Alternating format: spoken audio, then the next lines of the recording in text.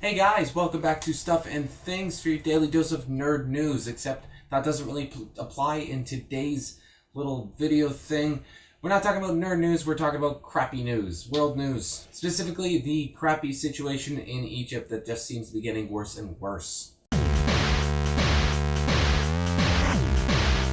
If you recall from my previous video on the subject, Egypt's in a little bit of a tight spot regarding the whole Morsi thing. Well, the situation got really out of hand as the military decided to take that extra step and crack down on those rioters, causing the deaths of over 200 people and injuring over 2,000. Of course, if you listen to the Brotherhood spreading things, they're saying over 2,000 people were killed. So, who knows? I guess we'll just have to wait for an outside observer to actually get the correct death toll.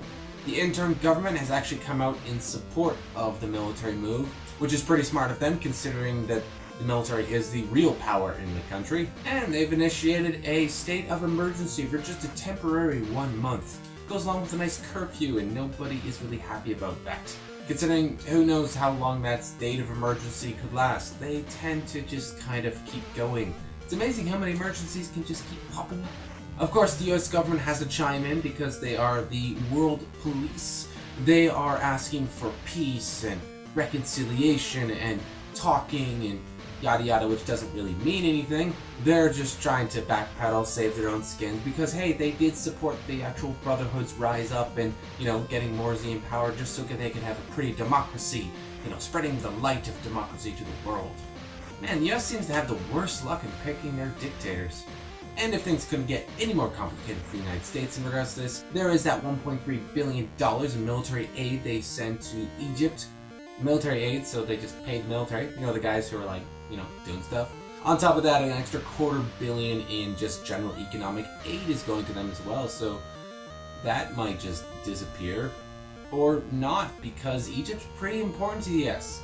If you've been paying attention to world events, aside from Israel in that region, US does not have a lot of allies. Egypt's a very important country to them. So even though these whole situations against what they consider, policy and everything, spreading democracy and all that, they're probably going to let almost anything slide because they need Egypt. But hey, that's enough about what America's doing. How about the actual people of Egypt? It's going to be pretty rough for those guys. They're in for a very long haul. I hate to really just mimic what Senator John Kerry said, but they just need some time to just figure things out, to actually get a true democratic process going. Like I said before, that's really the reason why we're in the position that we are now. They rushed everything. There was no true dialogue happening. They just went through it, and bam, we ended up with the Brotherhood, which ended up being terrible because Morsi turned into a dictator. Fortunately, I don't really see how we can have that nice little pretty stall period without just more and more violence. People don't tend to listen to reason when there's, mobs screaming and stuff. There needs to be some actual real work done on this real quick, because we are heading towards a Praetorian Guard situation where the Egyptian military just chooses by the sword who gets to rule and who doesn't. That really didn't work out too well for Rome, so yeah, it probably won't work out too well for Egypt either. And if you have no idea what I'm talking about, go read a history book. So to recap, things suck.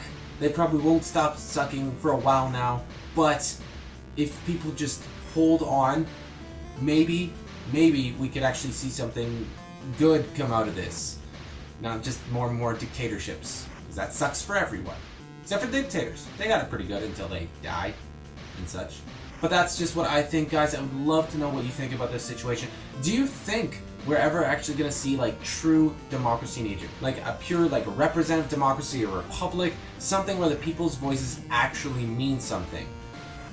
Maybe there hasn't really been a good history of it in the region, ever. Let me know in the comments down below, and of course if you like what you've seen, do not forget to hit the like and subscribe buttons, and we'll check you out in the next video.